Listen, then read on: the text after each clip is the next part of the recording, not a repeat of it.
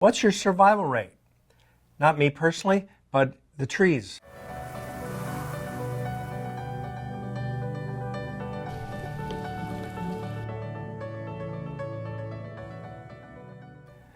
So again, the most commonly asked question of Eden is, what's your survival rate?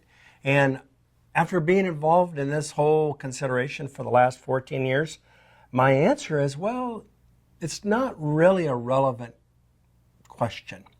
And here's why. So we are in southeast Nepal in an area called Japa, and we planted about 1.4 million seedlings here, and those seedlings have turned into saplings and actually, in many regards, fairly sizable trees.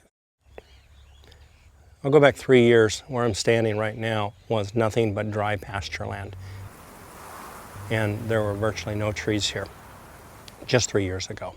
A lot of people don't understand what happens when you destroy a forest. You really cause a disaster chain effect. But when you restore a forest, it's surprising how resilient nature is.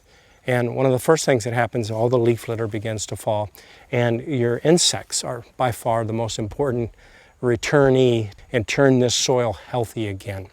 What's occurring is a lot of species are coming up out of the ground that have been dormant for many years, just the conditions weren't ideal for them to grow anymore. But that's been restored. This is a success. You can see a wide variety of species, about 25% natural regeneration at this point. Even this little guy here, I have no idea what this is, but it's coming up and it's going to be a beautiful tree. It's already flowering and it's just fabulous, just fabulous. I'm ready to declare this project off to an incredible, successful start. What we've experienced time and again is after about 3, 4, 5 years, natural regeneration just kicks in and takes over to the point where it's really difficult, if not impossible, to even tell what did we plant and what did we help to restore simply because we provide a healthy canopy once again. So here's an example from our first work at the Udu Escarpment in Ethiopia.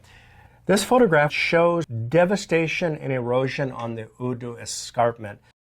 Here's the same spot 6 years later. Take a careful look. It's not the same little boy. That would be tragic on his behalf. But it really is the same spot. And look at the incredible proliferation of growth. Once you get a basic canopy started, it begins to accelerate a natural system order that results in a much higher biodiversity forest than you planted and a much healthier system than we ever imagined. The same thing is true in Madagascar. The dry deciduous forest that we started, we can't even tell anymore what we planted and what nature has produced as a consequence of what we planted. Even the mangrove systems, usually at about year 5 or 6, the mangrove trees are mature enough that they've started to produce and drop their own propagules. I'm just amazed. You end up within a short time frame a forest that you can hardly walk through.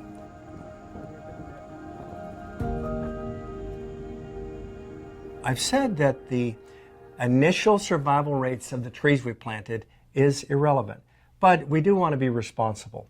Of course we do, and we want to be able to prove that we have accomplished what we say we've accomplished. What we have now put into place in all of our project nations are monitoring and evaluation systems that start with identifying a polygon or a determined area that we're going to reforest or have reforested. We have drone footage and satellite imagery and all kinds of various methods to determine the short-term, the mid-term, and the long-term impact of the forest restoration processes we're committed to. The world needs 1 trillion trees by 2050. I don't see how that's possible for us until I understood that we don't have to plant 1 trillion trees.